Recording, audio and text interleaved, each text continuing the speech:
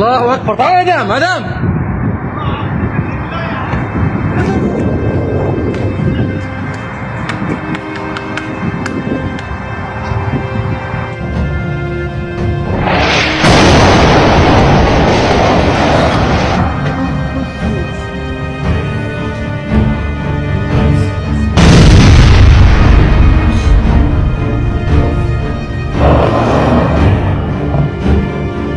Balas dendam, Iran serang pangkalan udara AS di Qatar. Iran telah menyerang pangkalan udara Al-Udeid yang dioperasikan Amerika Serikat, AS, di Qatar, Senin tengah malam. Rudal-rudal Iran menyasar pangkalan tersebut, namun Doha mengeklaim telah mencegat setiap misil yang masuk. Ledakan dilaporkan terjadi di sekitar ibu kota Qatar, Doha, saat Teheran mengumumkan telah meluncurkan serangan rudal ke pangkalan Al-Udeid, yang disebutnya sebagai balasan atas keterlibatan AS dalam kampanye pengeboman Israel terhadap Iran. Serangan tersebut menyusul gelombang serangan rudal antara Israel dan Iran, di mana Israel mengebom penjara Evin, dan terjadi setelah Presiden AS Donald Trump mengemukakan prospek perubahan rezim di Teheran, yang selanjutnya memicu situasi yang diperparah secara drastis oleh serangan AS terhadap 3 situs nuklir Iran selama akhir pekan.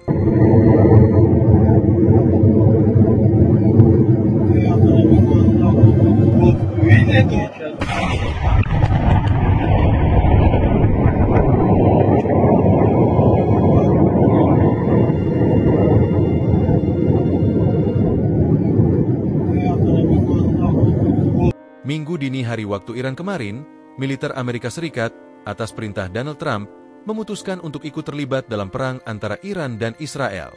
Seperti diketahui, AS melihat bahwa Israel tidak akan mampu menang melawan Iran sendirian.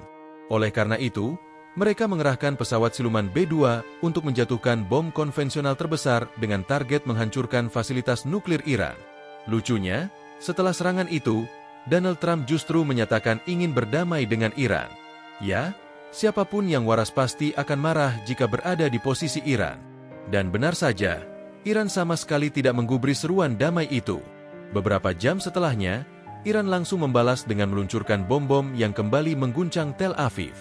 Selain mengancam akan menargetkan semua warga Amerika di kawasan Timur Tengah, Iran juga telah mengambil keputusan yang dapat mengguncang ekonomi global, menutup Selat Hormuz, jalur penting perdagangan minyak dunia yang menghubungkan Teluk Persia dengan Teluk Oman.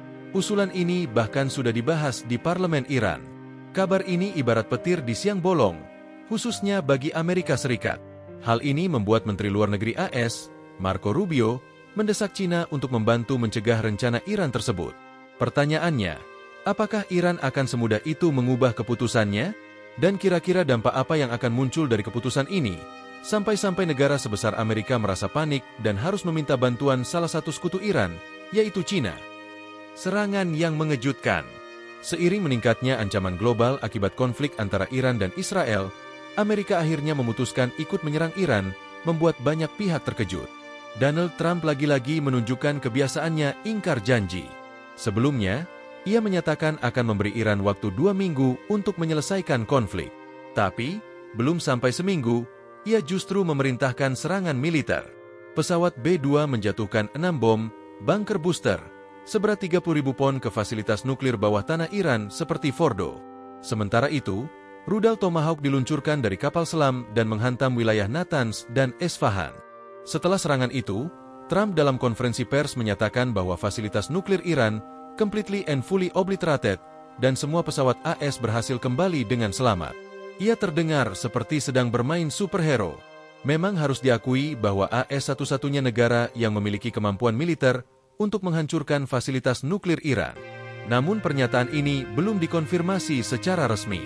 Meski Trump mengklaim 3 fasilitas nuklir Iran hancur total, pejabat Iran menyatakan dampaknya kecil dan hanya merusak bagian permukaan yang bisa segera diperbaiki. Bahkan IAEA menyatakan tidak ada peningkatan radioaktivitas, menandakan tidak ada kontaminasi serius. Tentu saja, Trump kesal bukan main. Setelah mengklaim kesuksesan, Trump kembali meminta Iran untuk berdamai. Tapi sikap ini justru dianggap memalukan. Iran malah merespons dengan meluncurkan rudal ke Israel pada Minggu pagi, hanya beberapa saat setelah serangan AS. Perlawanan Iran dan ketegangan regional. Iran menegaskan tidak akan membiarkan AS bertindak semena-mena tanpa balasan. Mereka juga mengancam semua warga AS di Timur Tengah dan menyiapkan kejutan besar yang akan mengguncang dunia. Wakil Iran menyatakan, meskipun Rusia adalah sekutu strategis, saat ini Iran masih mampu mengatasi semuanya sendiri. Presiden Putin pun menegaskan bahwa tidak ada klausul pertahanan bersama dalam kemitraan mereka. Rusia tetap menempatkan spesialis di PLTN Bushehr, namun berhati-hati menjaga posisi netral, menjaga komunikasi dengan Israel sekaligus bersahabat dengan Iran. Rusia bisa berperan sebagai mediator global jika konflik makin parah.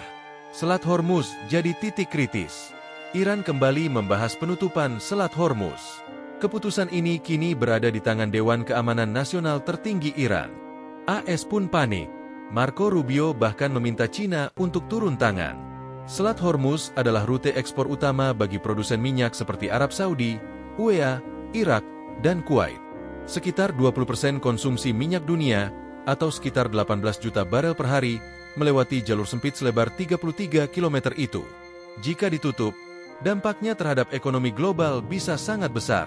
Rubio menyatakan bahwa jika Iran benar-benar menutup selat tersebut, maka ekonomi dunia akan runtuh. Ini bisa jadi langkah paling berani Iran sejak konflik dengan Israel dimulai pada 1979. Reaksi politik dan ancaman terhadap Trump. Keputusan Trump untuk menyerang Iran menuai kritik keras di dalam negeri. Sebagai presiden yang terpilih karena janji America First dan anti-perang, keputusannya justru menyeret AS ke konflik besar. Ketua DPR AS dari Partai Demokrat, Hakeem Jeffries, mengecam Trump karena menyerang tanpa persetujuan Kongres dan menyesatkan publik. Ia menyebut tindakan ini bisa memicu perang seperti di Irak 2003. Jika konflik memicu korban jiwa atau perang lebih luas, Trump akan menjadi pihak yang disalahkan. Publik Amerika pun melakukan unjuk rasa besar-besaran menolak keputusan Trump yang dianggap gegabah. Mereka khawatir dampak penutupan Selat Hormuz akan memicu krisis besar di AS dan merusak kredibilitas Trump sebagai presiden. Akankah ini pemicu perang dunia? Serangan AS ke Iran jelas membuka babak baru konflik di Timur Tengah.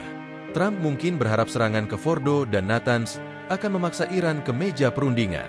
Tapi kenyataannya, Iran malah meningkatkan serangan, khususnya terhadap Israel.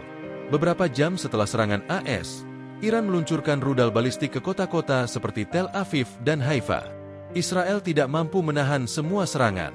Video kehancuran yang bocor ke publik menunjukkan betapa seriusnya serangan Iran. Sekutu Iran seperti Houthi di Yaman, milisi Syiah di Irak, dan Hizbullah di Lebanon mulai menyatakan kesiapan tempur. Dunia pun terbagi. AS dan Israel menyebut ini sebagai langkah pencegahan, sementara PBB, Rusia, China, dan negara-negara non-barat menyebutnya sebagai agresi yang berpotensi memicu perang regional. Dengan rudal-rudal Iran menghujani Israel, dan bayang-bayang perang antara AS dan aliansi Iran makin nyata, satu hal jelas, jalan menuju perdamaian semakin menjauh. Dan jangan lupakan satu negara lagi, Korea Utara. Di bawah Kim Jong-un, mereka siap sewaktu-waktu menggunakan senjata nuklir jarak jauh jika merasa perlu. Jika situasi memanas, mereka bisa saja ikut campur.